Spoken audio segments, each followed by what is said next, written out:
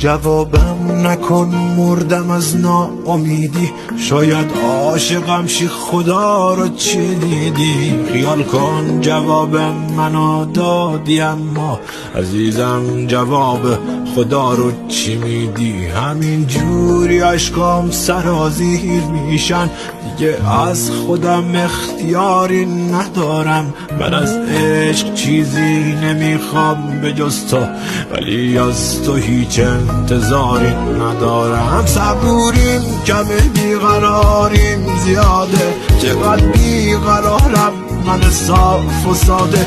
عزیزم چقدر سخت دل کندن از تو،